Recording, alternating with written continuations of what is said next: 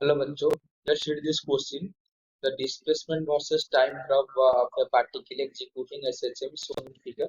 Prove the correct statement. तो question में क्या बोला, डिस्प्लेसमेंट वर्सेस टाइम ग्राफ कर दिया है, तो इसमें करेक्ट स्टेटमेंट क्या है हमको फाइंड करना है। तो ये बेसिकली अगर हम स्टेटमेंट देखेंगे तो phase of acceleration same at t equal to 0 and t equal to 2 second. ये अलग अलग टाइप में फेज कंपेयर करने के लिए बोला है बेसिकली, जो चारों ऑप्शन है। तो उसके लिए हम पहले की कंसेप्ट जान लेंगे।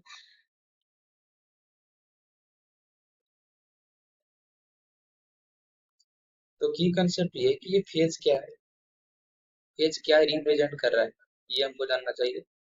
तो free phase represent basically state of A particle. तो कौन सी स्टेट की बात कर रहे हैं?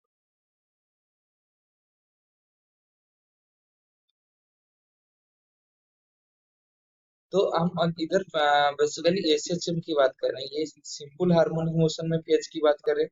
तो यानी कि ये जो स्टेट की बात कर रहे हैं, ये state of particle in SHM, जो एसएचएम में जो स्टेट है उसको दर्शाता है फेज। तो फेज सेम होगा मतलब क्या, उसका स्टेट सेम होगा। स्टेट मतलब इधर कौन सी स्टेट प्रॉपर्टी है? एक तो है पोजीशन, एक है वेलोसिटी। तो अगर पोजीशन वेलोसिटी सेम है तो एक्सेलरेशन ऑब्वियसली सेम हो जाएगा। तो ऐसे कुछ टर्म है जो कि ये तीनों सेम हो गए तो सब सेम ही होगा। बेसिकली पोजीशन और वेलोसिटी सेम हो गया तो एक्सेलरेशन फोर्स ये सब सेम ही आ जाएगा। तो ये जो स्टेट है बेसिकली इसको लेकर ये कंसिस्ट है, यानी कि पोजीशन वेलोसिटी एक्सेलरेशन इस यही सब स्टेट को दर्शाता है, यही स्टेट को दर्शाता है, यानी कि यही फेज है। अगर दोनों का फेज सेम होना चाहिए तो पोजीशन वेलोसिटी ये सब सेम होना होना पड़ेगा। अगर ऑप्शन चेक करेंगे तो ऑप्शन वन में क्या बोला, phase of the accelerator at t equal to 0 and t equal to 2 second is same. 0 में और 2 सेकंड में। तो 0 में उसका जो डिस्प्लेसमेंट है इस कुछ मान लीजिए a है, तो अगर ये a है और एंड एट 2 सेकंड में ये सेम सिंपल हार्मोनिक मोशन है, तो ये इसका एम्पलीट्यूड पॉइंट है। तो ये सेम मैग्नीट्यूड का होगा लेकिन इसका साइन अलग होगा, मतलब माइनस ए होगा। तो ए ये माइनस है तो ये सेम नहीं हो सकता फेज, यानी कि option A is the wrong answer, क्योंकि ए है ये माइनस है, दोनों ऑपोजिट फेज में, तो नहीं हो सकता। Phase of the accelerator is same at 2 second and at 6 second. 2 second और ये आ गया 6 सेकंड। तो 6 सेकंड में भी उसका एम्पलीट्यूड माइनस ए है, नीचे है। और एक बात इसका हम ध्यान रखेंगे इधर, कि इधर अगर दिखेंगे इस पार्ट में, इधर 2 के बाद ये ऊपर जा रहा है और 2 से पहले ये नीचे आ रहा था। 6 में भी वही हो रहा है, वो नीचे आ रहा है और 6 के बाद ऊपर जा रहा है, यानी कि बी सही है। सी को चेक करेंगे, फेज जब acceleration same at equal to 1 and 7।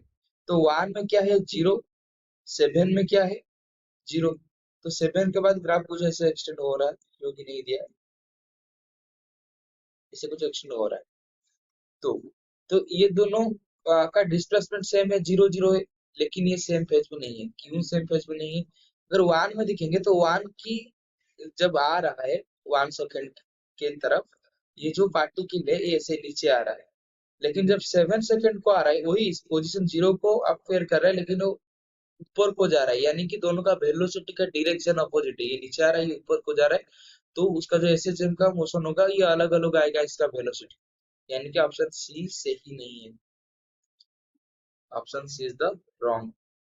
Phase of the accelerator t equal to 3 second and 5 second. तो 3 सेकंड में भी 0, 5 सेकंड में भी 0।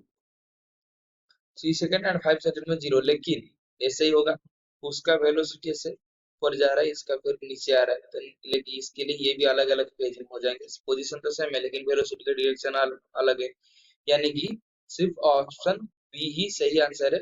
I hope you have understood this question. Best of luck.